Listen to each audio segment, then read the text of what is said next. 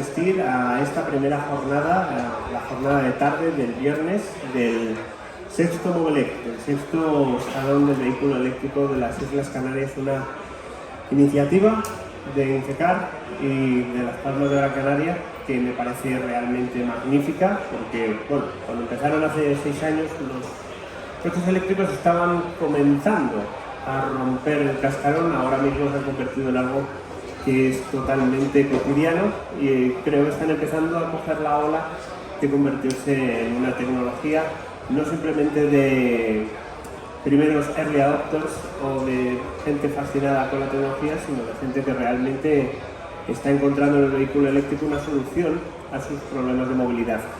Y en esta mesa redonda, en la mesa redonda de esta tarde, vamos a afrontar precisamente una cuestión de movilidad y específicamente una cuestión de movilidad en áreas urbanas. De hecho, se titula La movilidad urbana del futuro, ¿hacia dónde vamos?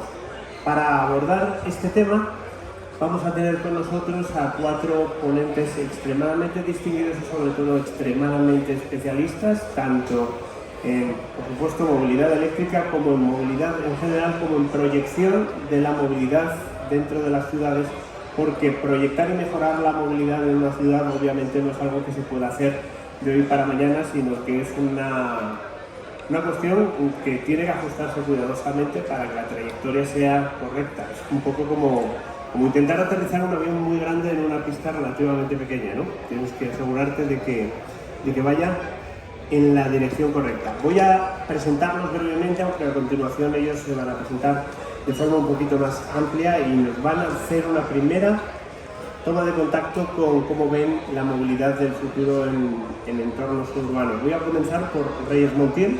Reyes es licenciada en Ciencias de la Información y Periodismo, además de tener un máster en Gestión Pública, y actualmente está desarrollando tareas de asesoría en políticas públicas y además fue entre 2017 y 2019 jefa de Gabinete de Medio Ambiente y Sostenibilidad del Ayuntamiento de Madrid. Madrid es una ciudad con un montón de habitantes y que seguro que plantea todos los problemas imaginables en cuanto a movilidad.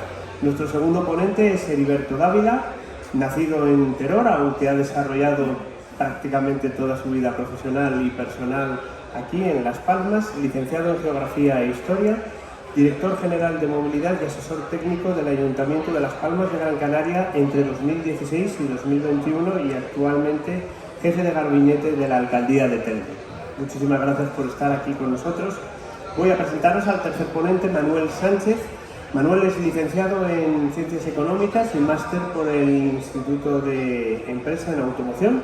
Actualmente es miembro del Comité Ejecutivo de la Cámara de Comercio de Gran Canaria, miembro de la Junta Directiva de Gambam, presidente de Faconauto Canarias, presidente de la Asociación de Concesionarios Europea de Citroën IDS, Chief Executive Officer de Retail Development en Domingo Alonso Group y algunas otras cosas que no estoy mencionando porque si no nos eternizaríamos, pero creo que ha servido esta pincelada para hacernos una idea de que eres cosas. Y finalmente, Mikel Aguirre Gaviria, presidente de la Asociación de Usuarios de Vehículos Eléctricos, es mi presidente, porque yo soy Álvaro Sauras, responsable de comunicación de la AURE, aunque como moderador mi misión es ser totalmente irrelevante.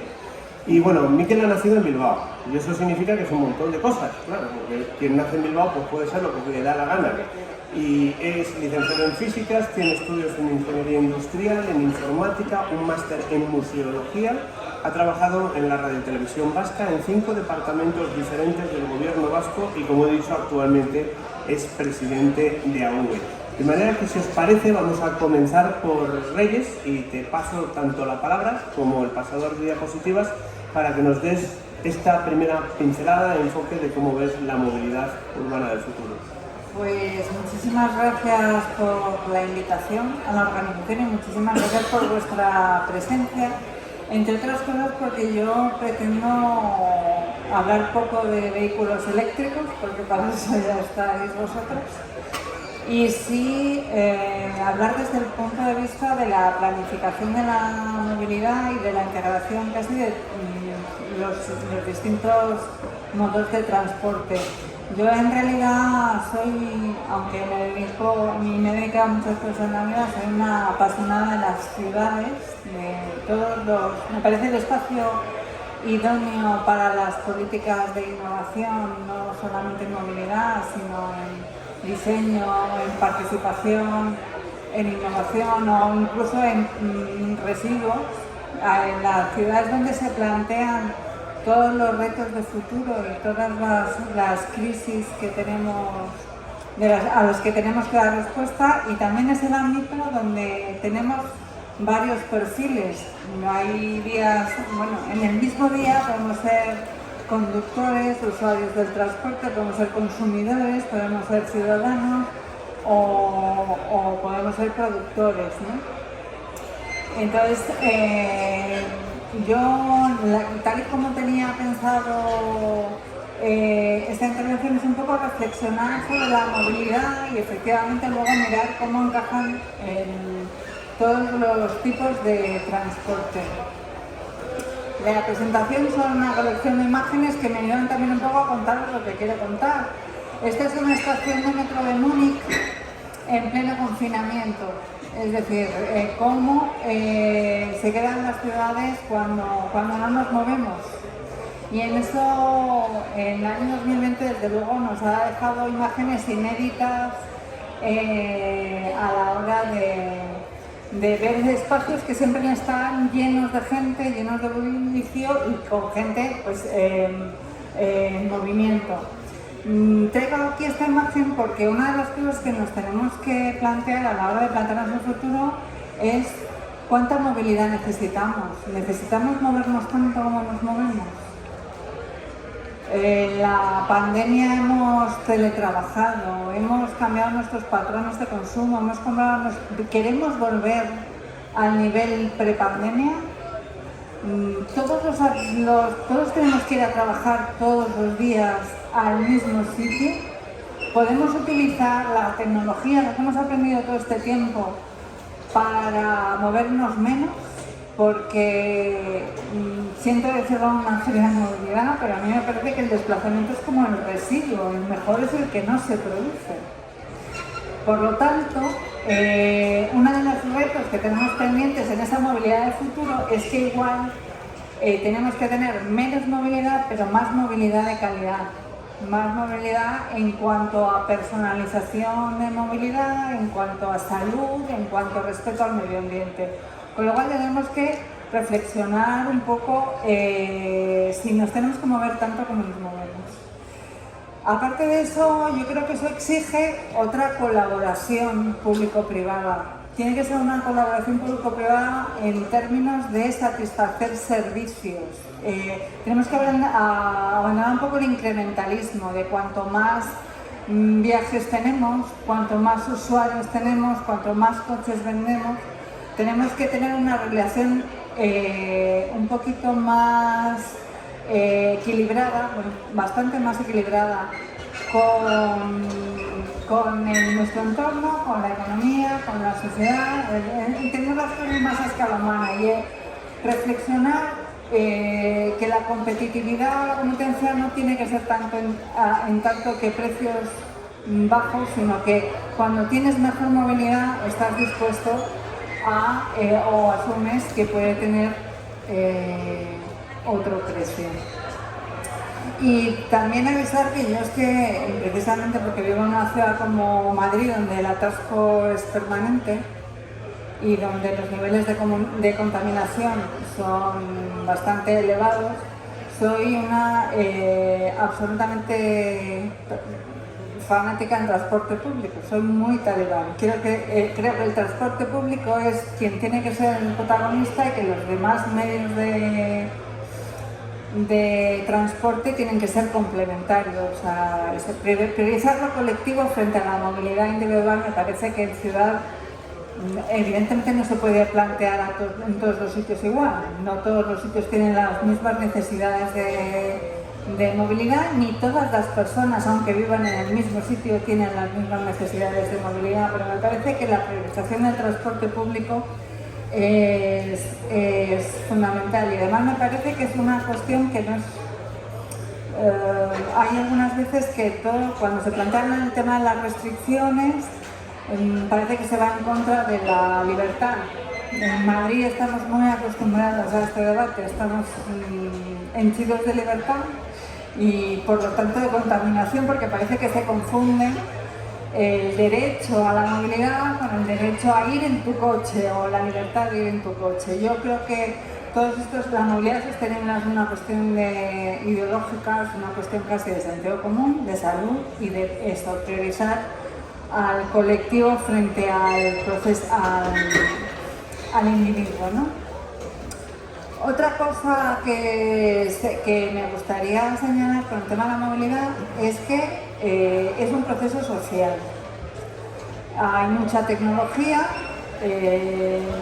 pero debemos empezar a hablar, cuando hablamos de movilidad o de cosas que se pueden hacer en la ciudad con respecto a la movilidad, tenemos que hablar más de personas que de cacharros o de infraestructuras, porque al final son las que lo usan.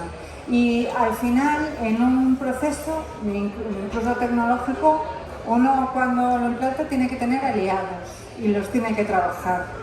Entonces, a mí me parece muy importante que en todas estas políticas sectoriales lo primero que tienes que plantear es qué clima quieres conseguir, hay que tener cuantos más aliados posibles y trabajar los problemas con esos aliados, no enfrentarte a ellos. Esto es un proceso que evidentemente no nos dio tiempo a terminar de implantar, pero que iba muy bien.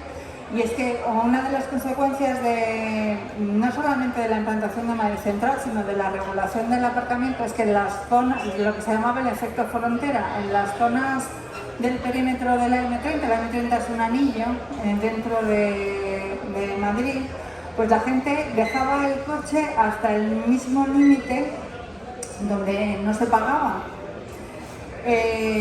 provocando muchísima congestión y muchísimos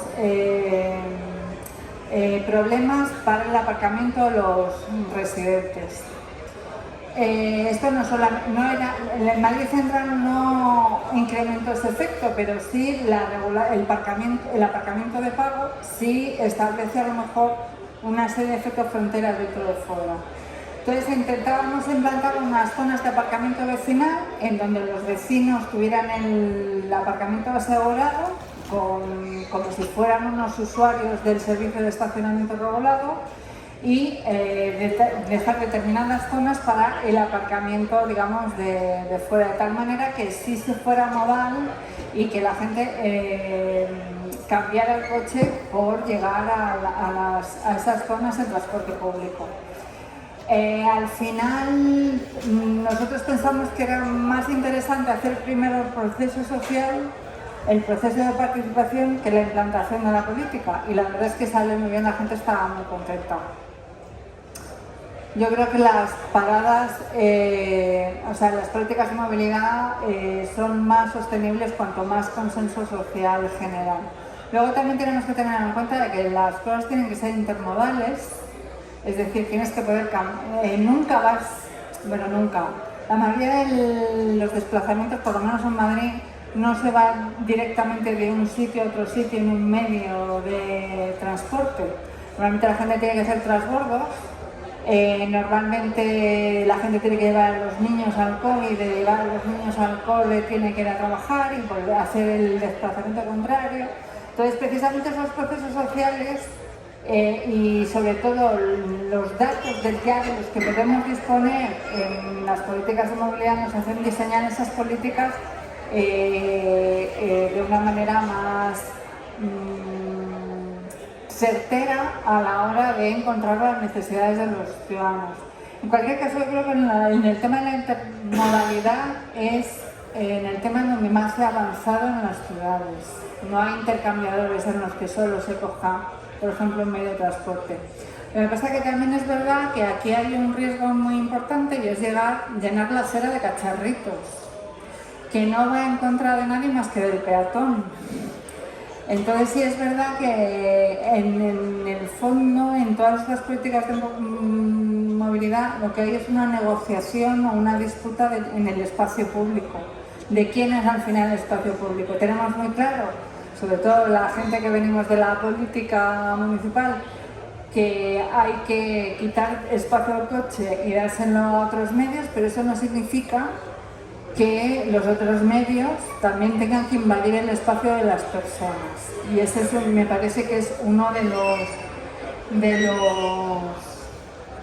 los retos que tenemos. Y luego a mí el reto que me parece la bomba y la rebomba en las ciudades, y que todavía no hay un modelo que se haya dado la solución, y aquí me parece que además el sector es fundamental, es el tema de la distribución urbana de mercancías y sobre todo el comercio electrónico. Hay millones de paquetes circulando y están creando bastantes problemas, sobre todo en las grandes ciudades. Hay incluso momentos, por ejemplo en Nueva York se está llegando al colapso, no solamente por el reparto, sino por la logística. A nosotros nos parece que comprar un cable por Amazon que nos cuesta 2 euros y que nos llega al día siguiente es una cosa fácil y además nos cuesta barato, pero es porque no pagamos todas las externalidades que llevarte solo ese cable que te cuesta 2 euros al buzón de tu casa genera en las ciudades. Ahí es verdad que es muy interesante desde el punto de vista del coche, del vehículo eléctrico. Me parece que profundizar en el tema de las flotas, de la entrega de última milla, es una oportunidad de oro para todos, y que también tenemos un poco que reflexionar a la hora de también mirar los impactos que tiene desde el punto de vista ambiental, pero también desde el punto de vista de la movilidad en las ciudades, todo el tema del comercio electrónico y lo que se llama la crisis de comodidad, que no solamente es que genere externalidades en el tema de la movilidad, sino que perjudica al pequeño comercio, quita vida a las ciudades porque ya no sales a comprar, en fin, es un debate que tiene bastantes aristas. Con todas estas reflexiones, yo creo que al final las decisiones que se están tomando van en la buena dirección. Yo creo que los fondos europeos nos van a ayudar bastante, sobre todo si tomamos lecciones de lo que nos ha pasado hasta ahora. Yo creo que no ganaríamos en calidad del aire, pero no ganaríamos en calidad de vida si ahora mismo todos los coches que son sucios ahora fueran eléctricos. Tenemos que hacer un esfuerzo por racionalizar nuestra movilidad y buscar más calidad que cantidad a la hora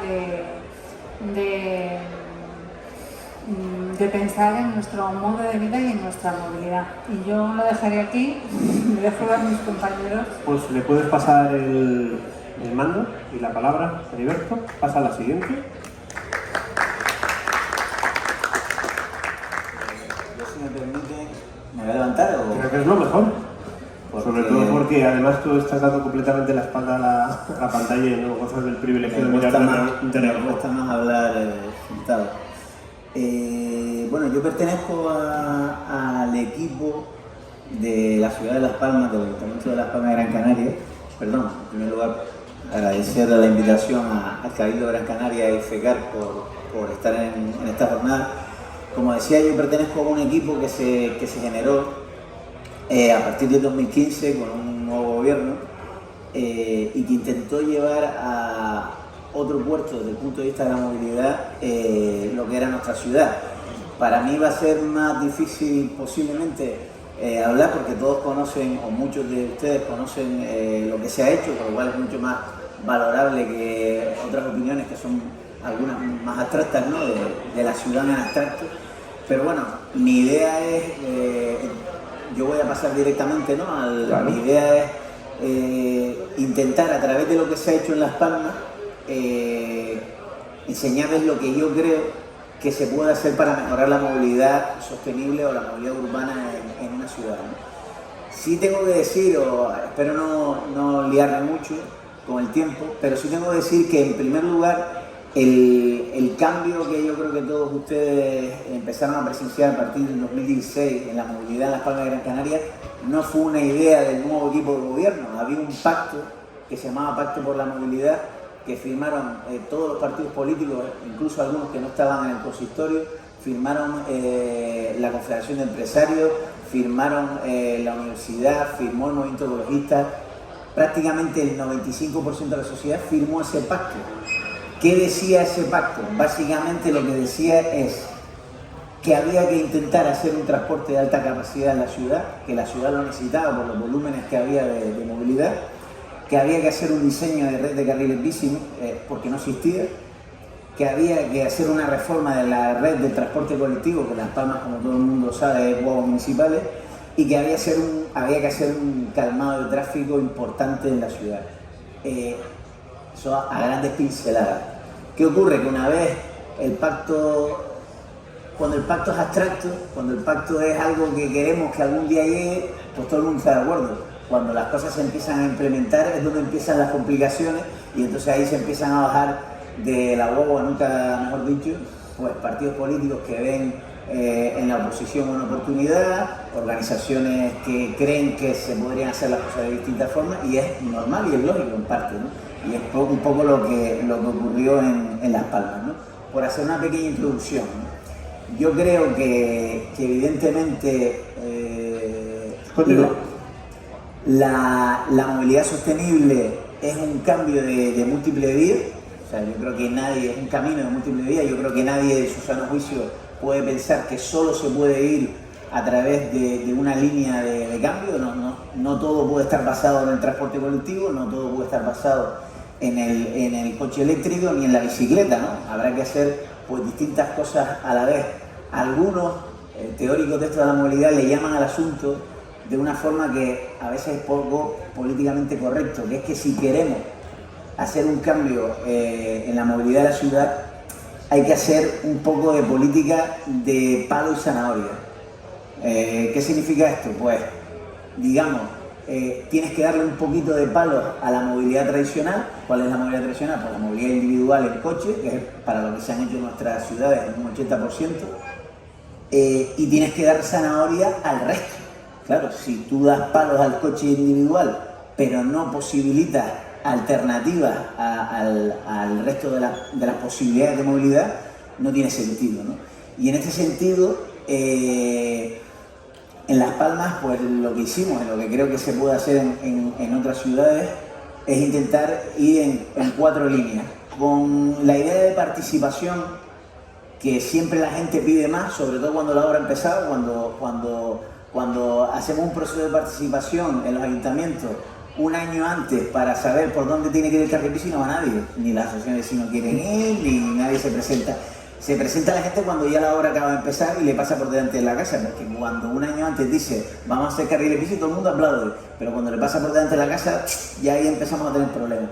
Nosotros nos obsesionó el tema de la participación e hicimos un proceso de participación previo a muchas de estas cuestiones, aparte del pacto de la movilidad que había comentado, hicimos un proceso de participación importante. ¿Qué ocurre? Que nunca es lo suficientemente importante y nunca involucra a la suficiente población. De hecho, nosotros, creo que no hay muchos ayuntamientos que lo tengan, integramos, ojalá podían haber sido muchos más, pero pudimos integrar a un funcionario, trabajador social dentro de movilidad, que es una cosa extraña, porque movilidad siempre están los ingenieros, los arquitectos, los urbanistas, pues movilidad, la Consejería de Movilidad, había un trabajador social cuyo principal objetivo era ir por las asociaciones de vecinos, por los colectivos, e ir informando un poco de lo que se estaba haciendo, de los cambios que iban a hacer. Entonces, para no enrollarme más, las políticas, básicamente, que algunas coinciden en general coincido al 99% como lo podía hacer de otra forma con la compañera, con Reyes, las políticas, pues algunas las ha descrito ella: políticas de penalización y calmado del tráfico, políticas a favor del transporte público colectivo, políticas de señalización, control y reparto de los aparcamientos y políticas de fomento del transporte en bicicleta, que esto era lo que nosotros nos planteamos en el 2016, porque de repente después nos dimos cuenta que muchas de las políticas que estábamos diseñando para la bicicleta terminaron sirviendo para la patineta y para otros vehículos de movilidad personal, ¿no? Con respecto a la peatonalización encarnada al tráfico, se generó toda una política de zonas 30 que no existía previamente. Esto es Alcalá de Henares, donde era un modelo de zona 30, donde ahora se plantea también una posibilidad de zona de bajas emisiones o de supermanzana. Al final lo que se hizo hasta ahora ha sido zona 30, pero se plantea también integrar otro modelo. Algunas fotos que conocen de parte de la señalización. Es verdad que hace falta mucha educación vial porque por desgracia mucha gente no sabe ni siquiera qué significa zona 30, cree que es simplemente la limitación de velocidad y ya está, ¿no? Políticas de peatonalización, en el caso de Las Palmas de Gran Canaria, ayudadas sin duda por la financiación europea que posibilitó el proyecto de la Metro Guagua y otros proyectos.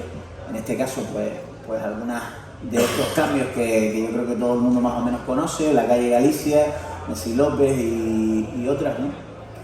Que son cambios importantes, ¿no? Yo creo que no solo son cambios en el modo, sino también son cambios simbólicos que ayudan a transformar la ciudad en ese sentido, ¿no?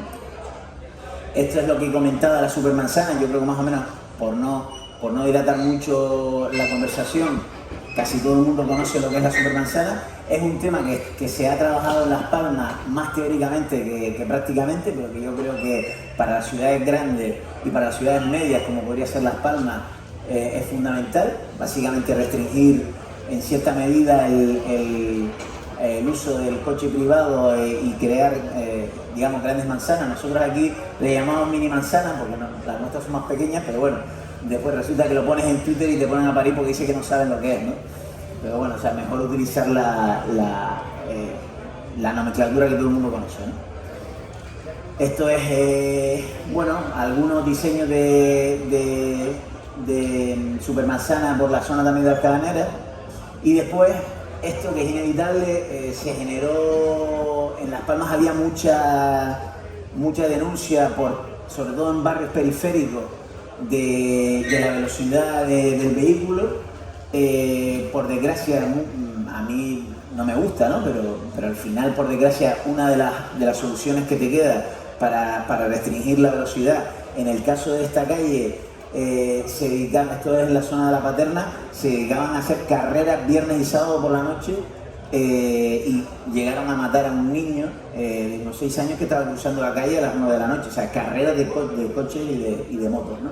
Entonces, al final, este es un método, digamos, un poco a veces costoso y ampuloso, pero que funciona para cortar esta clase de cosas, ¿no? Después, las políticas a favor del transporte público colectivo. En el caso de Las Palmas, yo creo que ha sido una progresión clara por la reforma de guaguas municipales en lo que tiene que ver a un mejor servicio, a una mejor calidad, mejor velocidad comercial. De hecho, a partir del 13 empieza a subir exponencialmente el uso de guaguas municipales. Hay alguna gente que todavía dice: no, pero es que yo no cojo la guagua porque funciona mal. Digo, ¿será que no la coges hace 20 años? ¿No? A lo mejor planteas de eso, porque realmente hoy en día, con una app que tienes en tu móvil, sabes perfectamente cuándo va a pasar la guagua. Te puede fallar un día, lógicamente, pero normalmente funciona bien, ¿no? Y estos métodos han dado sus frutos, ¿no? Además, en el transporte público, como decía antes, hubo un acuerdo en aquel pacto de la movilidad de integrar en esta ciudad un transporte de alta capacidad, ¿no? Hubo un debate que yo creo que ustedes conocen, cierto debate sobre si tranvía o BRT. Un BRT es un bus Rapid Transit, que viene a ser lo que se ha denominado aquí comercialmente Metro Guagua, pero viene a ser una guagua de este estilo, de 20-21 metros, que tiene un servicio con exclusividad, digamos, vial y prioridad semafórica, ¿no? Viene a ser un tranvía pero con ruedas. Y estaba también el modelo tranvía. Hubo ahí distintos estudios y al final se optó por el modelo BRT, que es un modelo bastante extendido en Francia y en América Latina sobre todo, ¿no? ¿Por qué se optó por este modelo? Porque es un modelo para la ciudad de Las Palmas más flexible, porque costaba un tercio de lo que costaba un tranvía. Es un modelo más flexible que el tranvía y te da la posibilidad incluso de usar esos carriles en temas de emergencia. O sea, tiene una explicación bastante larga, pero por acortar. Las políticas de racionalización, bueno, yo creo que todo el mundo conoce que pues, esta ciudad ha apostado por la zona verde y azul. Yo creo que es una política de estacionamiento regulado y quizás lo que falta, se ha hecho algo, pero faltaría en esta ciudad, y yo creo que las distintas ciudades tienen que apostar por ello, son también parques intermodales, ¿no? El único ejemplo así claro que tenemos aquí es el parking de Las Arenas, donde incluso nosotros pusimos una política de que la persona que llegaba al parking de Las Arenas del norte, cuando aparca el coche, el ayuntamiento le regalaba, por decirlo así, 2 viajes en guagua municipal gratuitas, para intentar fomentar que la gente que venía del norte simplemente se quedara en Las Arenas y se moviera hacia otro lado. Esto funciona, esto tiene su complejidad. No, es verdad que muchas ciudades, yo diría más que españolas, europeas, o sea, en Europa creo que sí funciona mejor, pero es verdad que en España este concepto de la intermodalidad desde el coche cuesta, ¿no? Pero sí es verdad que es un tema que yo creo que en el caso de Las Palmas de Gran Canaria se podría vincular, y de hecho está así planteado, a los parques intermodales con metro guagua. O sea, alguien que venga del sur, aparca en zona sur y coge la metro guagua porque sabe que la metro guagua va a tener un horario y una cadencia pues muy fiable, ¿no? Esa sería un poco la idea, ¿no? El desarrollo de infraestructuras, creo que no, sí. El desarrollo de infraestructuras después pasaría ahora a la política de fomento de los transportes blancos, que en aquel momento hablábamos sobre todo de bici, pero ahora se puede incluir a la patineta, y nosotros hablábamos de que debía ser una red muy funcional, que fuera por vías principales, ¿no? Hay gente que es contraria al carril bici y te dice, bueno, pero si tienen la avenida marítima, ¿no? Tienen la avenida marítima y ya está, con la avenida marítima va, ¿no? Claro, el problema de la avenida marítima es que, como ustedes saben, no tiene capas, no tiene transversalidad para llegar al resto de la ciudad. Entonces, si realmente queremos que sea una alternativa, tienes que ir por las vías principales. Una red que sea bidireccional y reconocible, que genere seguridad, que esto a veces es complicado porque hay gente que no cumple pues, las mismas normas de conducción, pero bueno, yo creo que en general cumple esos criterios, o es lo que tiene que cumplir. Algunas fotos de lo que se ha hecho. Con el tema de los separadores siempre hay polémica. La gente que usa la bici quiere más separadores, la gente que no la usa dice que los separadores son una molestia. Claro, después en el día a día, a la hora de gestionar la ciudad, es complejo. Por ejemplo, los separadores de León y Castillo, que son de la foto de la izquierda, tenemos el hándicap que en León y Castillo hay carnavales, hay cabalgatas de Reyes Magos, hay 20.000 cosas. Tú no puedes poner un separador que sea permanente, tienes que poner un separador que puedes quitar y poner. Hay muchas problemáticas del día a día en las ciudades con respecto a los carriles bici. Sí quisimos, como se ve ahí, que fuera bastante visible. La gente decía, ¿por qué rojo? Pues precisamente porque en este periodo de transición, de cara a fomentar el uso del carril bici, nos parecía que el hecho de pintarlo de rojo marcaba una distancia con respecto al resto de la calzada. Bueno, también, como antes se decía, evidentemente hay que minimizar los recorridos, pero muchas veces no llegamos a darnos cuenta de por ejemplo, el carril bici, lo que ha ayudado a la gente, por ejemplo, con movilidad reducida, con las sillas de ruedas, por ejemplo, ¿no? Antes León y Castillo era una gincana, ahora mucha gente en León y Castillo te lo ves con la silla de ruedas moviéndose, ¿no? Ahí no hay muchas fotos de patinetas, pero realmente las patinetas también. Yo me pregunto qué hubiese sido de esta ciudad si no hubiésemos hecho los carriles bici con las patinetas en la calle. La crítica que hacía antes Reyes, que estoy de acuerdo con ella, del problema muchas veces de artilugios como la patineta eléctrica en la calle, es que si además no tienes infraestructura, pues seamos serios, la patineta, una de dos, o iría por el carril de coche, cosa que no sería lo habitual es que invadiera más todavía la zona peatonal, ¿no? Con lo complicado que es eso, ¿no? Entonces yo creo que el carril bici en ese sentido también ha ayudado a ese fenómeno, ¿no?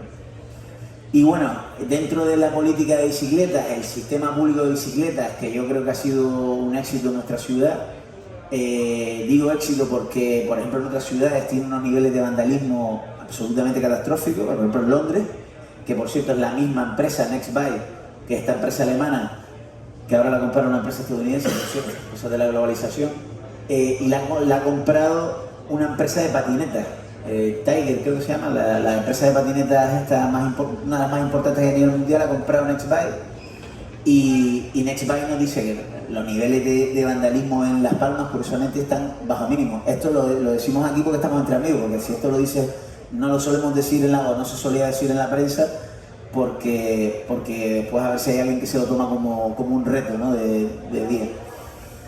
Y bueno, y después para terminar, yo creo que el fomento de la cultura de la bici es fundamental y de la educación vial entre los niños. Ahí hay muchísimos proyectos súper interesantes, lo que no hay por desgracia es financiación. No sé si ahora con la financiación europea podremos hacer alguna cosa, pero mi proyecto en concreto era de un monitor, o sea, poníamos un monitor con los padres del Instituto del Rincón de la zona de las Arenas, del Instituto del Rincón, y entonces un monitor iba casa por casa recogiendo a los pibes para el instituto, ¿no? Si esto lo pudiéramos multiplicar, no solo estaríamos favoreciendo algo que es uno de los problemas más importantes de movilidad que tiene nuestra ciudad, y creo que casi todas, que es el tema del transporte al colegio de los pibes a través de los coches de los padres, ¿no? Todos sabemos lo que significa cuando empieza la universidad, cuando empieza el colegio y cuando no hay colegio, que el tráfico en Las Palmas es totalmente distinto. Pues imaginemos que este proyecto lo pudiéramos multiplicar. Y no solo sino nosotros, por ejemplo, defendíamos, que eso no es una competencia nuestra, que el gobierno de Canarias debería plantearse en ciudades como Las Palmas una financiación, una subvención al transporte público a los colegios, porque por desgracia desde hace 10-15 años hemos perdido el 90% del transporte público colectivo a los colegios. Yo creo que muchos de los que estamos aquí por cierta edad hemos ido al colegio toda la vida en guagua quiero decir discrecional, y prácticamente casi todos los colegios han quitado la guagua discrecional porque los padres llevan al colegio en coche a los niños, ¿no? Si nosotros fuéramos capaces de subvencionar eso, quitaríamos muchísimas necesidades de muchos padres que se ven obligados a llevar el coche porque no tiene otro remedio, porque a lo mejor en su trabajo incluso está cerca o podrían ir de otra forma, ¿no? Y yo creo que es un tema a reflexionar, y ya me caigo. Una cosa antes, primero un aplauso. Antes de que te sientes, una pregunta. Hemos hablado todo el rato de Las Palmas. Bueno, tanto en esta isla como en el resto de islas hay muchas ciudades, tamaño un poco más pequeño, tamaño mucho más pequeño. De todo lo que hemos visto, ¿qué se puede extrapolar? Primero, ¿convendría extrapolarlo a ciudades y pueblos de cualquier tamaño? ¿Qué es lo que se puede extrapolar y en qué orden, ya por rizar el rizo, crees que podría extrapolarse? Hombre, yo creo que hay muchas cosas extrapolables. Es complejo porque habría que ver ciudad a ciudad, zona a zona, isla a isla. Pero desde luego yo creo que en determinadas islas un sistema público, por ejemplo, como Cicicleta, es absolutamente exportable, por ejemplo, y un sistema de red de carriles bici, por ejemplo, en Lanzarote. Lanzarote es bastante llano. Yo creo que debería haber un sistema público controlado por el Cabildo, no en este caso por un ayuntamiento, y que fuera un sistema público insular. Y después está el debate de la movilidad insular. Yo, visto lo visto, no me queda otra, porque podemos estar debatiendo años y años y años de las soluciones y nunca llegarán. Yo estoy a favor del tren en el caso de Gran Canaria y en el caso de Tenerife. Yo estoy a favor del tren. Estoy a favor, me dice alguno, no, es que la alternativa es el busbao.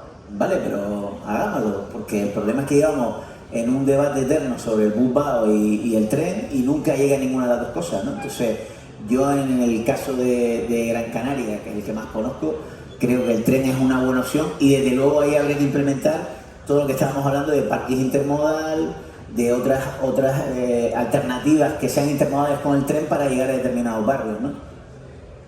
Son cosas exportables. Yo creo que en este caso la cultura de la bici que se está empezando a imponer, se está empezando a poner en marcha en Las Palmas, que es un proceso que no es rápido, que es lento, creo que es exportable a otros sitios. Ahora, hace poco, bueno, creo que ahora se ha anunciado que en breve Cicicleta se exporta a La Laguna, que es una buena noticia. O sea, La Laguna va a tener un sistema público, además gestionado por una empresa de Las Palmas de Gran Canaria. O sea, curioso, ¿no? Que en Tenerife hay una empresa de Las Palmas que lleve un sistema público. Pues, si en La Laguna es exportable, yo creo que es exportable a otras ciudades también. Muchísimas gracias. Gracias. Antes de continuar contigo, Manuel, perdóname que quiera hacer un inciso precisamente por las alusiones, ¿vale? Y quería referirme a ti, no me mires así, no es nada malo. Pero sí tenía 3 preguntas. La primera, te las suelto las 3 de golpe. La primera es que nos explicaras a qué te refieres con externalidades, porque sí creo que es algo bastante importante, pero es posible que el término les haya resultado un poco chocante, externalidades en la distribución urbana de mercancías. La segunda, tú sí has mencionado público colectivo y público individual, pero tú siempre te has referido a transporte público, creo que siempre has querido decir en términos de transporte público colectivo. Y quería preguntarte qué opinas del transporte, la posibilidad del transporte público individual, en qué sentido podría participar alternativas como por ejemplo el car sharing en la ordenación de la movilidad urbana. Y en tercer punto, y si quieres ahora te las recuerdo, cosas que se hayan aprendido en Madrid, que es una ciudad, todos sabemos, bastante grande, con sus ventajas e inconvenientes, que se puedan exportar a lugares un poco menos grandes, porque lo que sí imagino es que en Madrid sí se sentirá cierta envidia del hecho de que en lugares un poquito más compactos se puedan realizar intervenciones urbanísticas como la Supermanzana. No estoy pensando simplemente aquí en Las Palmas, estoy pensando en ciudades como Logroño, etcétera, donde ya han conseguido avances. ¿Qué se puede rescatar de ciudades tan grandes como Madrid para exportarlo aquí, para resolver los problemas que hay aquí? Bueno, pues con respecto a la primera pregunta, que es la de las externalidades, por ejemplo, con la distribución urbana de mercancías, no solamente es en términos de atasco, congestión, me refiero al ruido, a molestias para los vecinos, a interferir la propia movilidad, aunque no haya atasco. Los camiones, las furgonetas tienen que parar y descargar, ¿no? Entonces, cuando me refiero a externalidades, me refiero que no solamente es una cuestión, pues, si se contamina más o menos, o que tiene efectos más allá de la propia movilidad, que tiene efectos económicos, tiene efectos en la salud, tiene efectos en la calidad de vida de los ciudadanos. Y al final es que parece que no somos conscientes. Pues imaginaos en un sitio como Madrid, en el centro, donde es que no se duerme, o sea, hay cosas abiertas de día y de noche. Pues hay zonas en donde los vecinos pues tienen peor calidad de vida que en el resto, precisamente pues por la distribución urbana de mercancías, por el ocio, por una serie de factores que no tienen solamente incidencia en un aspecto de la vida como puede ser la contaminación o puede ser la movilidad, que tiene también afecciones en otros, y también pérdidas de oportunidades en otros campos que no se tienen. Con respecto al transporte público colectivo, yo es que creo que lo decía también Heriberto antes, es que no hay que elegir uno y otro.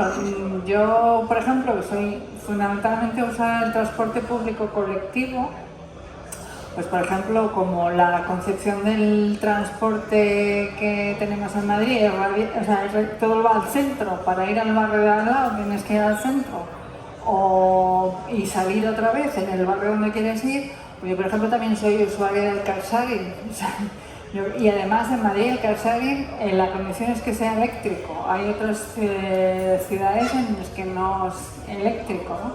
En Madrid todas las empresas de car sharing son eléctricos.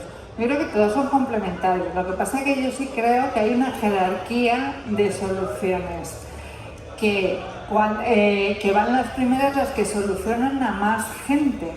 Los vehículos de movilidad personal o los vehículos privados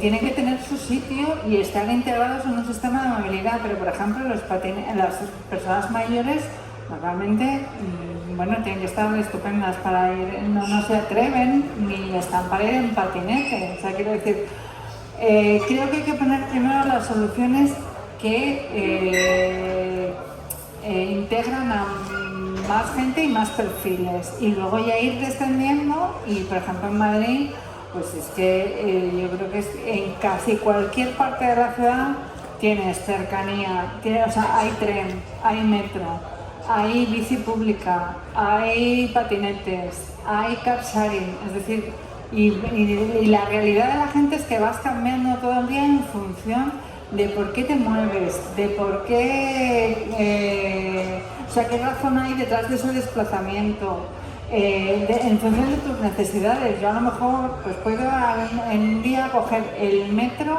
el car sharing, el taxi, simplemente para salir a hacer al centro, ¿no? Pues me puedo ir en metro, me puedo venir en taxi, me puedo venir en car sharing, ¿no? Ahí, no es, cuando yo digo que priorizo lo colectivo, creo que es lo que mejor el cuidado tiene que estar, porque es lo de todos. Y después, pues todo lo que complemente esa oferta es absolutamente bienvenido. No sé con quién comentaba antes, por ejemplo en Madrid el car sharing no ha pagado nunca aparcamiento, precisamente porque queríamos que se fomentara ese tipo de transporte. Quiero decir que para mí está claro que tiene que haber una jerarquía. Y luego, ¿qué se puede aprender de Madrid? Hombre, para empezar, es que si ahora yo creo que entráramos, haremos las mismas cosas pero de distinta manera. Claro que hemos cometido errores, pero yo creo que también cambiamos un poco el debate de la movilidad a nivel estatal, porque el día que decidimos cortar la Gran Vía en Navidad para que la gente paseara, simplemente un día fuimos portada en todos los telediarios nacionales, que era un poco absurdo. En Madrid se había cortado una calle, es verdad que era la Gran Vía, pero... Y ahí empezó todo como una especie de ofensiva ideológica que yo creo que fue muy hábilmente utilizada. Nosotros también estábamos tan ocupados en hacer los cambios que no nos ocupamos del debate todo lo suficientemente, pero yo creo que sí cambiamos un poco el debate sobre la movilidad. Luego hay una cosa que es verdad que ahora le han cambiado el nombre, no se llama Madrid Central, se llama Madrid 360, pero una cosa que iban a quitar, pues se quedó. Ahora están municipalizando el sistema de bicicletas con base fija, el Bicimat. Quiero decir, pasaron muchas pelotas, no pasamos los jugadores, pero pasaron muchas pelotas. Y yo creo que, por ejemplo, a nivel estatal se planteara en la ley de cambio climático la implantación de zonas bajas de emisiones. Madrid tuvo mucho que ver. O sea que, bueno. Muchísimas gracias. Manuel, perdona que haya querido hacer este inciso, por favor, adelante. Intenta hacerlo algo fácil. Muy buenas tardes a todos. Como han dicho, mi nombre es Jorge Sánchez, soy el presidente de Farbanco, de Farbanco Canarias. Lo primero, dar las gracias al FECAR y al Cabildo de Gran Canaria.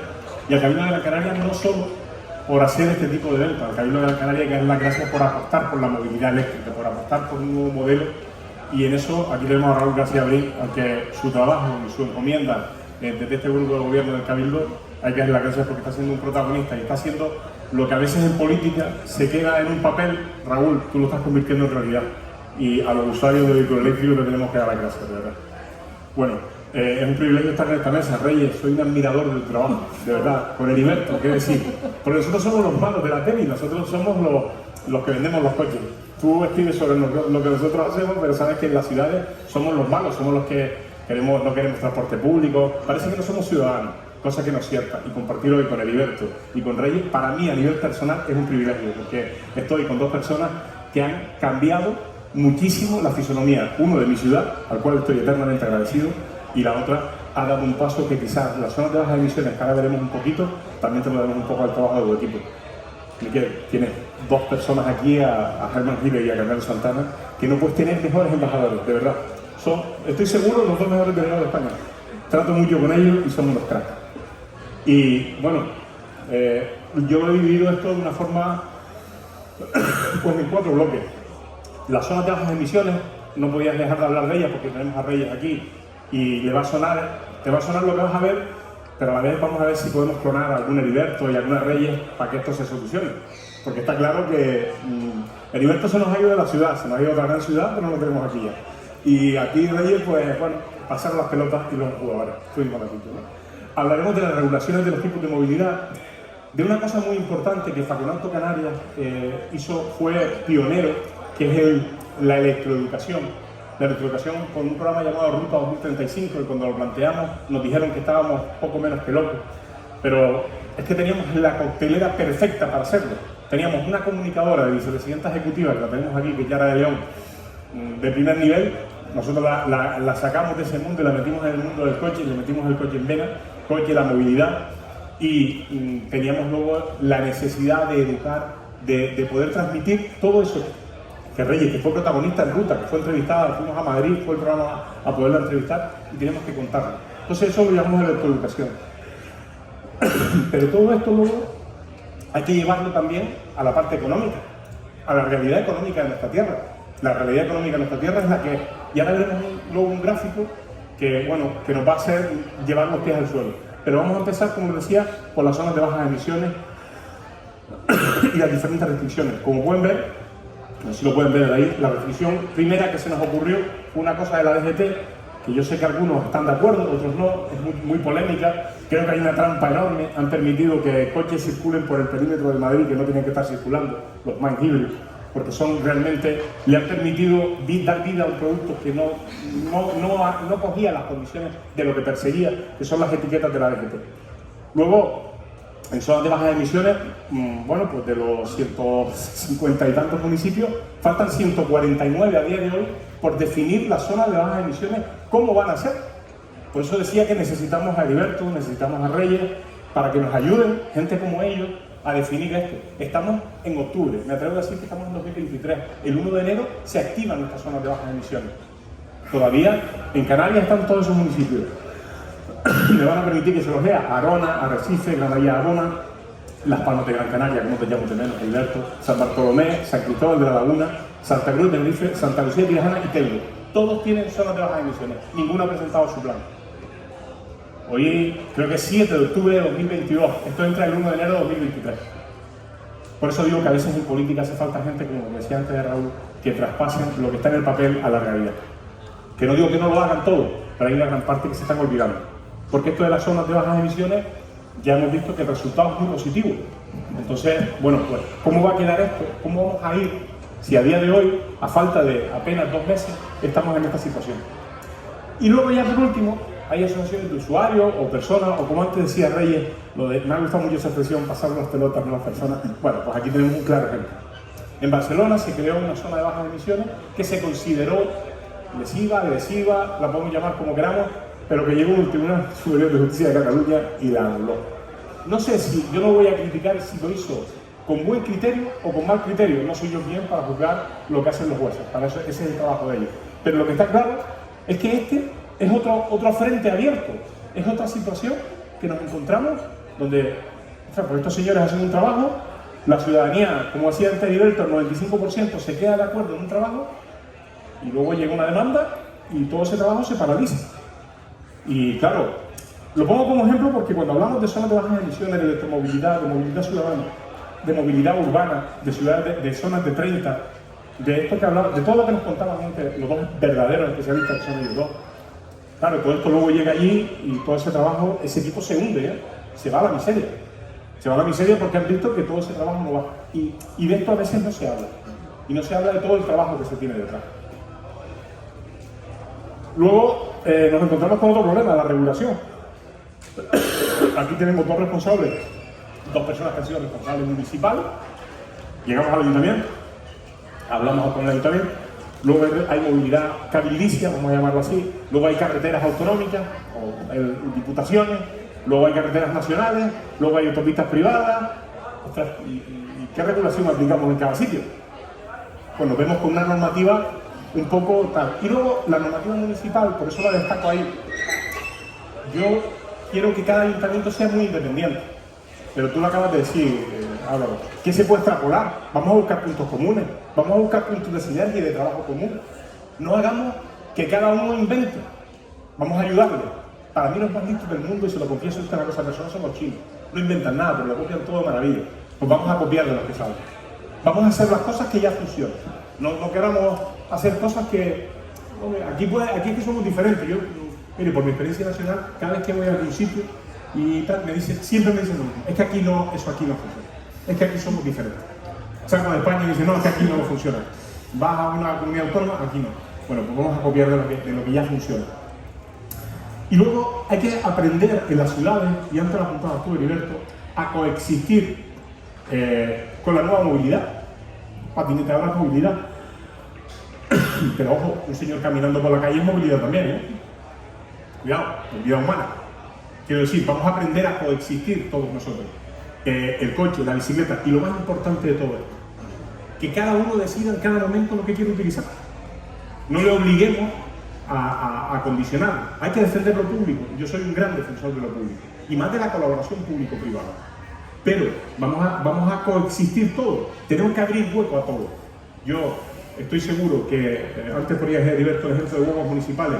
Hoy día Huevos Municipales es una empresa moderna, muy activa en redes, muy activa, muy cercana a sus clientes. Y no es la guagua hace 40 años, aquella que llamamos negro, que la veíamos venir por el humo. Sabíamos que venía por el humo que llama, ¿no? Bueno, y luego lo que digo al final, que ese transporte público lo sepamos utilizar. Lo sepamos utilizar. El transporte público no solo es el autobús, el tren, el BRT, no, el transporte público en su conjunto. No olvidemos que hay una parte del transporte público también que se llama taxi. No lo olvidemos, que también es transporte público y tenemos que defender también, porque es una parte importante de nuestro tejido económico. Entonces, vamos a hacer una coctelera y vamos a trabajar de esa forma. Es la propuesta que de Facunauto queremos. Y por último, la electroeducación. Es lamentable que todavía haya comunidades de vecinos que estén negándole a un vecino instalar un punto de recarga. Y aquí a Uber, ¿verdad, Miguel? No te imaginas el trabajo que hacen estos dos señores que están aquí, ¿eh? Son magníficos, magníficos, de verdad. Porque todavía se nota el caso que viene el cliente al concesionario y dice, es que mi vecino no me lo deja poner. Bueno, vamos a explicarlo, vamos a contar eso. Y encima me cuesta un dineral. No, mire, si el gobierno le da a usted el 70 o el 80%, que es un municipio tenemos de 5.000 habitantes, en Canarias todavía. Entonces, esa electroeducación, eso de tener placas y que sepas que tu coche puede circular infinito sin que te cueste dinero. Porque las placas en los tejados, tenemos el tejado libre y lo podemos hacer. Y hoy veíamos aquí una foto de una fotomontaje de la avenida Felo Monzón en Siete Palmas, que da gusto verla, porque sería como tener dos torres enormes de luz produciendo, solamente con poner eso en el tejado. Pues eso es electroeducación también. Eso es la movilidad del futuro y eso es lo que tenemos que saber hacer. Y en eso hay Ruta 2035 y mi compañera Yana de León está haciendo un trabajo fantástico. Yo te dije programa en la televisión canaria, que el que no haya visto la primera temporada se lo invito a ver, porque de verdad que no solo hablamos de vender coches, que nosotros hacemos otras cosas. Aunque seamos los malos, seguimos siendo los malos y las revistas nos cuidan, gracias a ellos. Bueno, y la situación socioeconómica. Aquí está el drama. Este es el verdadero drama. Mire, un canario gana un 24% en comparación con un noruego. Digo Noruega porque cuando hablamos de coche eléctrico siempre hablamos de Noruega. Noruega, el paraíso. Bueno, pues la realidad económica de Canarias, podemos hablar de la nacional, que también tenemos el dato, es que un 24%. No es que gane un 24% menos, es que es un 24%. La cifra no es dura, es que dan ganas de llorar. Luego tenemos una gran ventaja. El gobierno de Canarias, este y el anterior, decidieron quitar el IGIC a los vehículos eléctricos. Eso fue una ayuda a la economía para poder potenciar vehículos eléctricos e híbridos enchufables. Les digo una cosa, es una pena que aún así tengamos una cuota inferior al 4,5%. Es una verdadera pena, porque en Península es un 21%, lo quería destacar ahí. En Alemania es un 19%, luego tenemos Holanda o Noruega con un 0%. Pero claro, cuando nos vamos a la última línea, la renta per cápita, y vemos que un canario de renta per cápita en el año 2021 ganaba 15.372 euros de media, frente a, vamos a quitar la parte de España porque esto hemos metido nosotros, porque claro, la realidad de Madrid es bien diferente para ellos. Este es el drama, la verdadera realidad de Canarias cuando hablamos de cambiar la movilidad, de transformar la movilidad. Pero cuando nos vamos a Holanda, nos vamos a Alemania y vemos esa cifra, pues entiende que la situación es bastante dramática en ese sentido. Yo hace 2 semanas tuve la oportunidad en París de asistir al lanzamiento de un vehículo a nivel interno, de un grupo muy importante como el Grupo Stellantis, y me dio un poco de pena. Yo intervenía ahí en uno de los carros que tú decías antes, Álvaro, como presidente del Citroën IDS, era concretamente un Citroën. Y veía un asterisco en el coche. Cuando presentaron lo típico de las presentaciones, ahora estamos acostumbrados también, pusieron un asterisco. Y en el asterisco estaba la bandera española y la italiana. Yo, que soy muy preguntón, los que me conocen saben que pregunto mucho, automáticamente levanté la mano al CEO mundial, al CEO mundial de Citroën, Stellantis, y le digo, jefe, así, tal cual, ese asterisco, esa bandera, que es que nos vas a dar más coches, que es más barato, ¿cómo funciona eso? No, Manuel, no. Es que son los 2 únicos países que van a tener motores térmicos, porque la cuota de mercado y la renta per cápita no permite lanzarlo solo en eléctrico, como vamos a hacer en el resto de la Unión Europea, incluido Portugal, incluido los otros 25. La culpa de todo la tiene esa renta per cápita. La tiene esa renta per cápita y la tiene que España a día de hoy tiene una media acumulada en este año de un 2,89% de cuota de penetración del vehículo eléctrico. Canarias está un poquito mejor, la ayuda de impuestos, pero un poquito, pero un punto y medio más. Pero claro, cuando me voy, ahí tenemos ejemplos. No voy a nombrar Noruega porque se van a echar a reír, no voy a hablar de ese 70% o ese 85% de la ciudad de Oslo, donde los vehículos de transporte, de reparto, Reyes, los de Amazon, todo eso que tú hablabas antes, tiene que ser eléctrico. No pueden repartir en la ciudad sus vehículos. ¿Y sabes lo mejor? Tienen que ir con una carga determinada. Y tienen que ir con unos parámetros. Tuve la oportunidad de estar tanto en Copenhague como en Oslo, nos hizo el ayuntamiento una demostración fantástica y es lo que tú acabas de decir, muy bien organizado, no había ningún problema. Pero claro, Holanda, que acaba de empezar, en Holanda en 2025 no se van a poder vender coches térmicos. Entonces, tienen una cuota superior al 25%. España tiene un 2,81%. Entonces, estas son situaciones que esta sí que al final define que tenemos muy buenas voluntades, pero para que las pelotas de ellos acaben de pasar bien, y algún tenista también, tenemos que solucionar esto. Y esto es un problema endémico de España. Porque si ustedes ven la renta per cápita, claro, yo sé que Madrid, Barcelona, Euskadi tienen una renta per cápita diferente, pero cuando nos vamos a la renta per cápita del global se nos va aquí. Pero cuando bajamos desde Peñaperro para abajo, esto se destroza. Ahí estamos los niveles de servicio y eso es lo que tenemos que trabajar. Entonces, por eso quería resumirle un poco de por qué la movilidad no está avanzando en el sentido o en el orden que debiera. Este es una pregunta, ¿había un vídeo que lo tenían ahí? No, he cometido algún error, he cometido un error grave en algún momento. Creo que a continuación. No, sí, pero he cometido un error grave que. ¿Cómo es posible que haya ocurrido esto? Es extrañísimo. ¿Has conseguido saltar directamente a su parte? Sí, claro. ¿Cómo has hecho magia? No, tú estabas trabajando y estabas trabajando. Vale, pues entonces ha sido culpa mía. Os pido Álvaro, muchísimas disculpas, lo he puesto en el orden incorrecto. Muchísimas gracias por tu exposición. Perdón que me haya asustado, pero ha habido un momento en el que he dicho, no solo me he comido una presentación, me he comido la presentación de mi presidente. Me ha caído un goterón muy gordo. ¿Cómo quieres que haga todas esas cosas que nombrabas antes si no soy tan rápido? Vale, muchísimas gracias.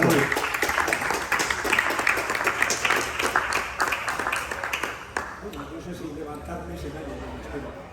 Bueno, ante todo, ha sido un aprendizaje escuchar a Reyes, a Heriberto, a Manuel. Gracias. Os felicito por las presentaciones también. Nosotros somos una asociación de voluntarios que tenemos que mejorar mucho. Estamos desbordados por la simultaneidad de eventos a los que tenemos que asistir.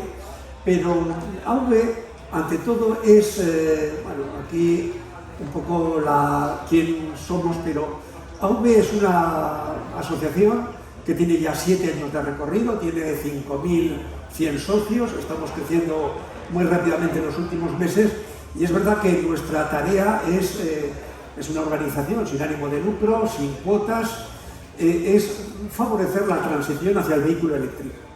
Pero el marco conceptual y las premisas respecto a la movilidad urbana, respecto a la inclusión de la movilidad urbana, comparte enteramente las premisas que habéis expuesto, tanto Reyes y voy a ser breve porque creo que Álvaro me ha conseguido demasiado tiempo, pero creo que es interesante el debate y dado que mañana tenemos la oportunidad de hablar un poco, de centrarnos más en lo que es los pros y las contras del vehículo eléctrico, la oportunidad que estamos viviendo, el momento histórico, la situación rezagada de España respecto no solo a los países centroeuropeos o nórdicos, sino respecto a Portugal, Manuel.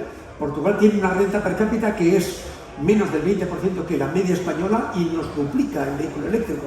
Es decir, hay muchos factores que intervienen que merecerían un análisis. Quizás mañana veamos de algunos secretos no tan habituales al hablar de los vehículos eléctricos, representando a socios que llevan 10 años, 11 años, en una época épica donde los vehículos eléctricos tenían autonomías muy limitadas, etc. Pero esto mañana habrá tiempo de hablar. De una forma muy breve, igual, lo que sí queríamos, antes de entrar en detalle, que mañana podremos tener un poco más de tiempo para ello, es hablar no del vehículo eléctrico, que es el producto final, ni de cómo se fabrican o cómo han llegado y cómo va a ser la única solución de movilidad personal y familiar, sino el porqué de todo ello. Porque esa es la pregunta. Hay que empezar preguntándonos, y creo que lo habéis esbozado previamente, de por qué necesitamos hacer esta transición, esta disrupción histórica, que es un cambio cultural, que es un cambio, digamos, en los modos de convivir, etc., ¿no? Y sin alargarme mucho, hay que decir que en AV somos apasionados de la movilidad. Algunos llevamos muchos años estudiando, digamos, la maravilla que es la mecánica del automóvil y otro tipo de vehículos, etc. Pero ante todo, en este momento somos activistas conscientes por formación científica y por formación, digamos, que como ciudadanía debemos de tener de la innegable emergencia climática que vivimos. Chomsky ha llegado a decir recientemente, estos días, que igual tenemos como humanidad empezar a despedirnos unos de otros. Estamos en un momento en el que se han saltado muchas alarmas y por tanto somos conscientes del papel que representamos como una pequeña ciudadanía que está transmitiendo a poderes públicos y a poderes también empresariales que hay una gran parte de la ciudadanía, igual más de lo que creemos, porque los medios de comunicación trasladan más mensajes de ir más despacio en las transiciones. Sin embargo, hay una parte de la ciudadanía que dice seamos más progresistas, más rápidos en aceptar los cambios. Y a la industria también le pedimos, sabiendo la importancia que tiene el sector de las fábricas, de componentes o de vehículos. Somos un gran productor, no solo España, sino Europa también, y que quizás la solución es no retardar esta innegable mutación que se está produciendo, sino aprovecharlo, porque si no, se ha dicho, en los países como China continental o Corea van a liderar y vamos a perder este liderazgo que tenemos. Entonces, también como apasionados de la conducción personal, pero sabemos y reclamamos nuestros derechos, pero sabemos de nuestros deberes y somos plenamente conscientes de que ni somos los reyes de la carretera, ni de la ciudad, ni nada por el estilo. Y hay, igual esto sí que es oportuno en esta, digamos, el primer secreto es que debemos ser conscientes, la moral es algo subjetivo, digamos que propio de cada persona, pero hay una ética colectiva que hay que aceptar.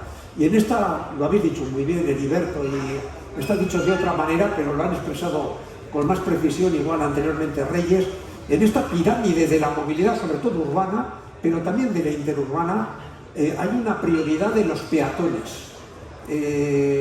A nuestra primera hija, que ya nos ha hecho abuelos, de nietos, que yo soy casi adolescentes, cuando aprendía ajedrez le decíamos que los peatones eran los peones, y ella decía los peones, y los peones son los reyes, porque son los que coronan en el ajedrez, como sabéis, a la máxima. O sea, es una pieza más modesta, pero sin embargo la que tiene un futuro más prometedor.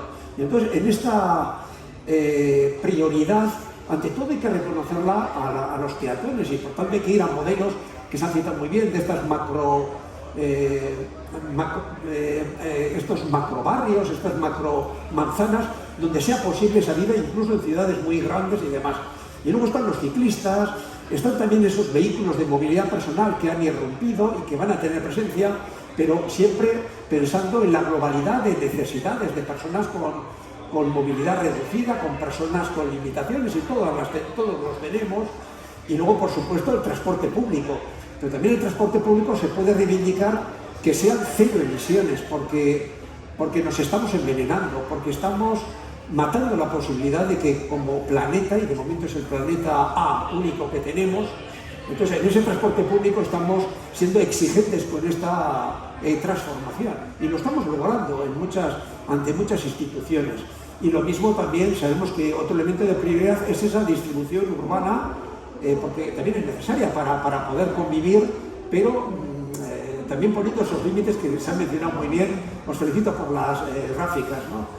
Y luego también se está hablando de esa movilidad compartida. El vehículo al final el que vamos a vivir será eléctrico, no hay alternativas para el transporte personal o familiar, será compartido, será autónomo, ya lo es en un grado más o menos creciente, será actualizado de forma permanente, y los vehículos compartidos tienen una gran parte de, digamos, van a ganar presencia, y serán también, serán por suscripción. Ya la gente más joven está decayendo el número de carnés de conducir, que antes era una prioridad de la juventud. Estamos bajando por primera vez en carnés de conducir porque hay personas de la juventud, sobre todo de grandes ciudades, que no ven ninguna necesidad de tener, ni siquiera para un vehículo compartido, tener un carnet, aparte de, también estamos facilitando este tipo de, que aquí se van a poder probar, de estos carnets a partir de 15 años, que tienen una gran presencia ya en determinadas zonas de nuestro país. Y en último lugar está el transporte particular, que tiene también una razón de ser, porque hay personas que viven en las, digamos, no en las zonas plenamente urbanas, y porque también hay casos en que es necesario. Y ahí es donde también nosotros estamos insistiendo, y es el papel que asumimos de favorecer esta transición hacia vehículos que sean de emisión cero en carbono, que no sean contaminantes. Algún día se escribirá la historia de, como se ha escrito del tabaco, se ha escrito de otros grandes, del amianto, etcétera, lo que están produciendo los vehículos de combustión. Y todo el esfuerzo que ha hecho de tecnología, que nos ha encantado siempre la historia de estos 100 años, aunque el vehículo eléctrico es anterior a los vehículos de combustión, la sofisticación a la que ha habido que llegar, la verdad es que algún día nos parecerá ridícula, con esta inyección de urea, el diésel, con estos catalizadores complejísimos para burlar la legislación. Pero a veces, cuando también en nuestras intervenciones hablamos a potenciales compradores, tratamos de decirles: el primero que respira los óxidos de nitrógeno eres tú mismo, con tu familia. Nosotros nos aterra, no tenemos ansiedad de autonomía, tenemos ansiedad de contaminación, ansiedad de contaminación acústica. Cuando vemos con vecinos que están en el garaje con el motor ya encendido, cargando a los niños para ir al colegio, pues decimos: pero ¿qué estáis haciendo? Porque esto no es que lo es un problema para la humanidad y para el planeta, sino es en primer lugar para ti mismo. Y también como una asociación pequeña pero llamada a crecer, estamos interviniendo ante poderes públicos, también pidiendo, hemos tenido el día, hace muy pocos días, en el Congreso de los Diputados, ante también administraciones autonómicas, etcétera, estamos trasladando que la ciudadanía quiere zonas de bajas emisiones que se apliquen rigurosamente. Estamos pidiendo que también el decreto 19 del año 21 para parkings públicos se aplique inexorablemente el 1 de enero de este próximo año.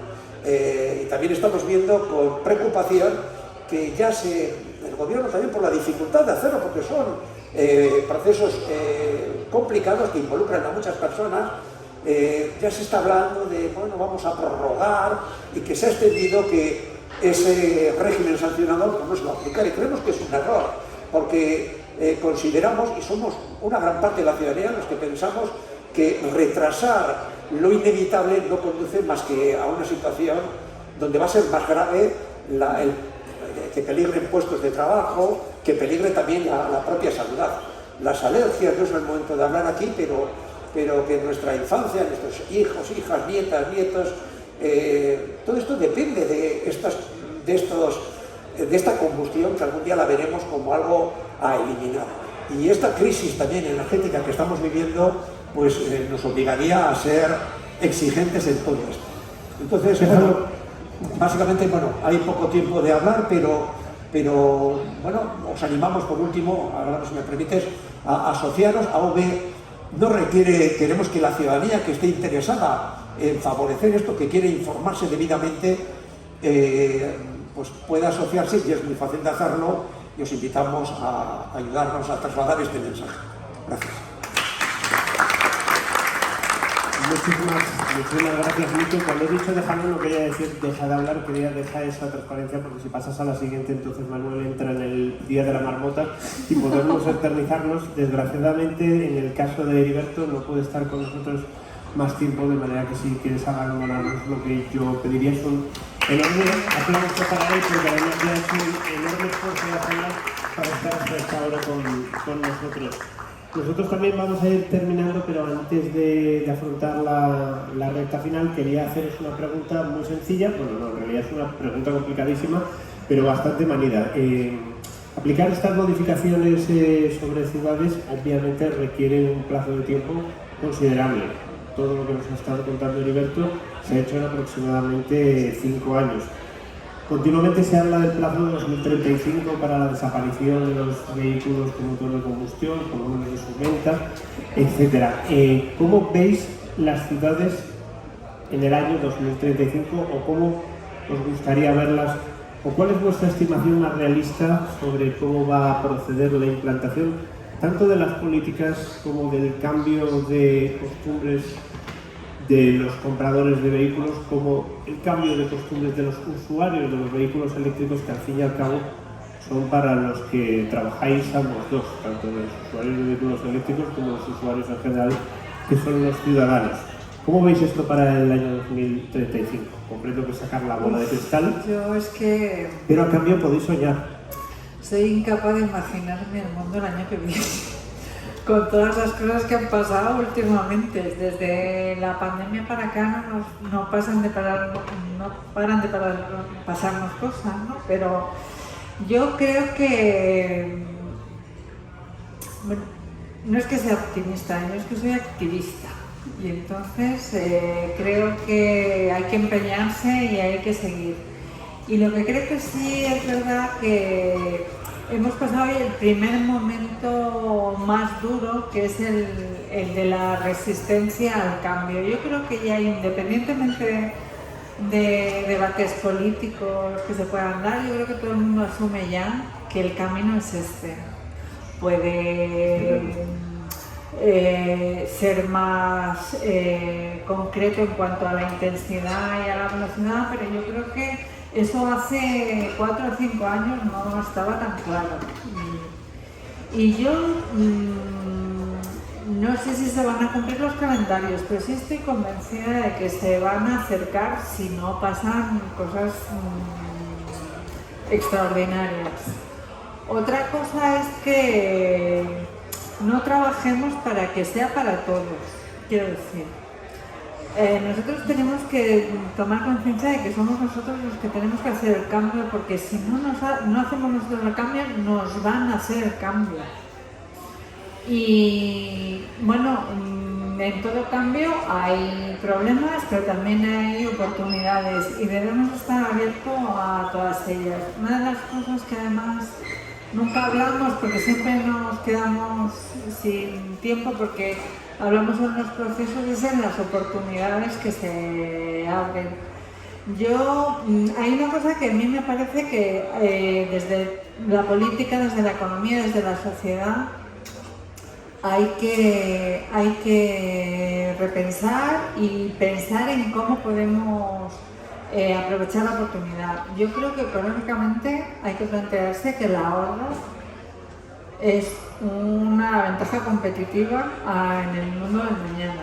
Es decir, que eso que decía al principio de la visión incrementalista de las cosas, que ganas si vendes más coches, que ganas si vendes más cosas, está condenada a desaparecer, y que efectivamente, por ejemplo, en el tema de la energía, quien va a ser realmente competitivo va a ser quien ahorre, no quien gaste.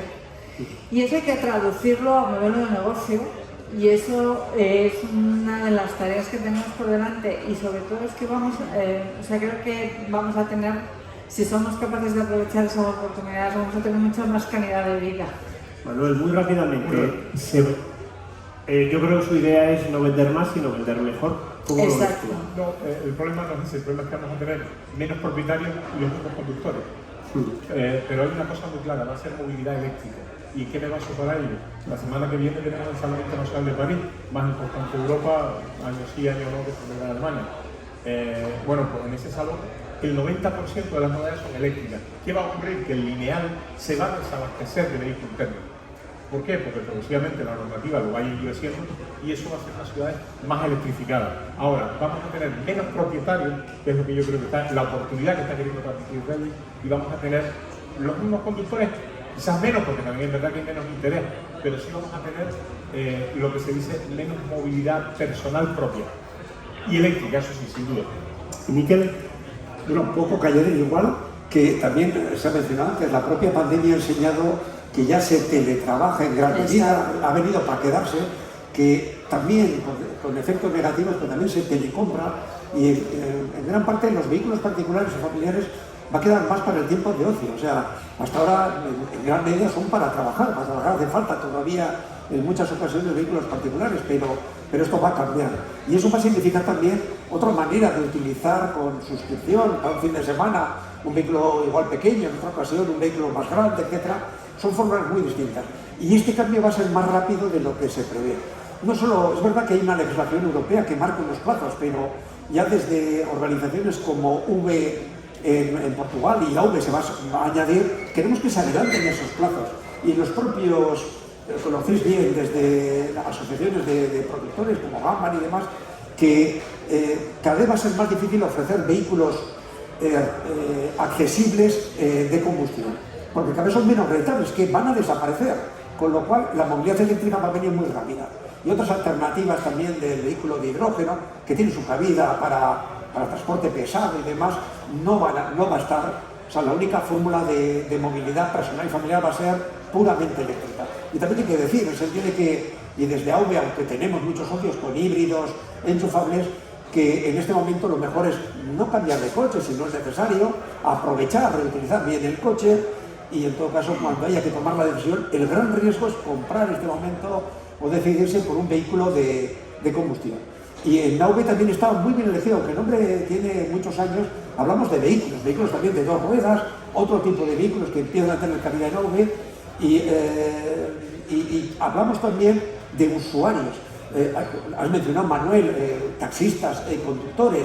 O sea, cada vez un mismo vehículo va a tener, no solo porque sea compartido, más usuarios. Ya lo tenemos en las familias, hay varias personas que usan el mismo coche, etc. Y también es verdad que por razones de seguridad, por razones de mantenimiento, mañana hablaremos de que un vehículo eléctrico moderno es que es algo conceptualmente distinto, ofrece unas capas de seguridad, o sea, aspectos que hasta ahora y siguen siendo un poco secretos. Eso es lo que queremos desvelar. La verdad es que un coche ya no es algo que te lleva de un sitio a otro, que también lo es mucho más. Y tiene que ser algo que permita convivir mejor, convivir con otras personas, abrir incluso el núcleo familiar para transportar a más personas con fórmulas que han venido. Y esta emergencia climática y esta crisis energética seguramente nos va a ayudar a esta transición. Busquemos algo positivo en todo esto. Y hagamos el cambio nosotros. Estamos de acuerdo, seamos proactivos.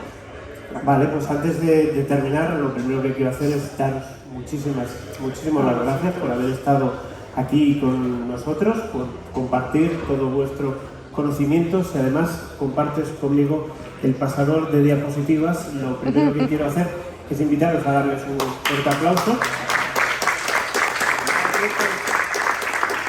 Y lo siguiente que quiero hacer es discretamente avanzar por las diapositivas de Manuel sin que se note que he hecho un fiasco importante a la hora de ordenarlas, para acabar esta charla con una charla donde con un vídeo donde vamos a poder ver el fantástico trabajo que está haciendo Faconauto en la difusión de la movilidad y de la movilidad eléctrica desde un punto de vista más holístico, es decir, en todos los sentidos de la educación, tanto en cuanto a la movilidad como en cuanto a la movilidad eléctrica que supone.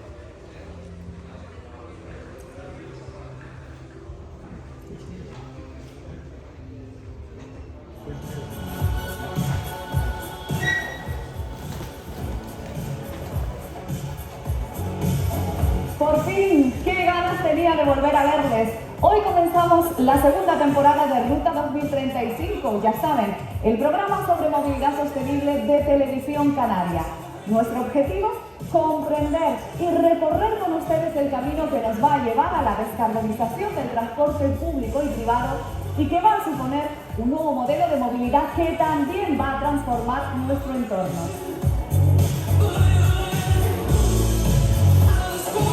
¿Qué opinas tú, Luna, pues de este cambio, de este proceso de electrificación, de la descarbonización del transporte? ¿Qué te parece? Que tenemos que sumarnos a este movimiento 100%, y por eso a mí me gusta estar aquí, que me hayas invitado, porque siento que este programa es súper necesario.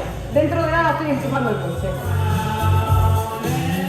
Estamos trabajando en la posibilidad de hacer crecer esta red de puntos ultra rápidos en la ciudad, pero ya tenemos una hoja de ruta para crecer en 12 puntos nuevos de la ciudad, sobre todo en la parte alta de la ciudad, que nos interesa que también se cubran. Hablamos de que en torno a los 5 o 10 minutos un coche que pueda aprovecharla pues podrá aumentar su autonomía en unos 100 kilómetros.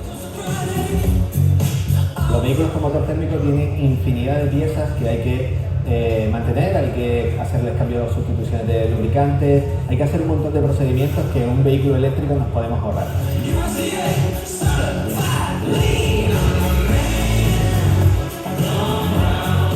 En el caso de Citroën, que ya cuenta con una gama de eléctricos, ¿qué papel, qué importancia van a tener coches como estos, como los híbridos enchufables? Citroën lo ha enfocado pues, a ese tipo de clientes que no es compatible al 100% con un vehículo eléctrico, porque un vehículo eléctrico no cumple sus necesidades al 100%. Con los vehículos híbridos podemos aunar todo lo bueno de un vehículo eléctrico y un vehículo convencional. El vehículo eléctrico en Canarias contamina más que un vehículo de combustión. Ese es el titular, pero claro, aquí hay que matizar, ¿no? Para realizar el estudio, evaluamos las emisiones de dióxido de carbono por kilovatio hora generado por isla, teniendo en cuenta el mix energético. Por tanto, la conclusión a la que podemos llegar así, sin profundizar demasiado, es que ese mix energético debería ser distinto al actual, debería tener un mayor porcentaje de energías de origen limpio. Sí, efectivamente.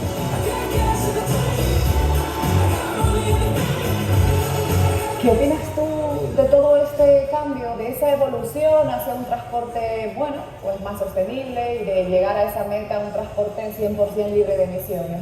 Pienso que es fundamental si queremos también seguir disfrutando de todo lo que tenemos, ¿no? de estas maravillas que tenemos que todos ser un poquito conscientes y creernos que con un poquito que hagamos todos, al final un poquito de todos es mucho, ¿no? Y suma. Tú ya estás dando pasos, Gisela, eres embajadora de Suzuki.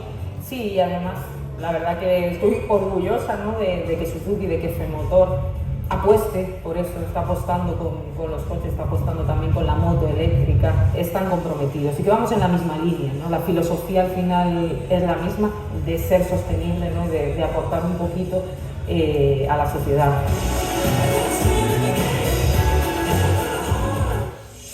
Pero, ¿cuál es la importancia de la microhibridación dentro de la estrategia de la marca de Suzuki? Es fundamental, de hecho fuimos el primer fabricante que trajo coches microhíbridos a España en el 2016 con el Suzuki Baleno.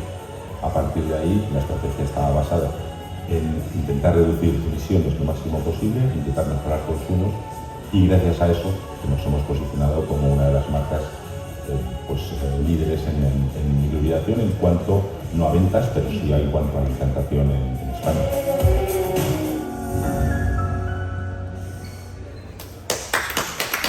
Muchísimas gracias por esta labor de difusión, muchísimas gracias a todos por vuestra atención, muchísimas gracias a Cabildo por la organización de este sexto Movelec. Muy buenas noches. Gracias.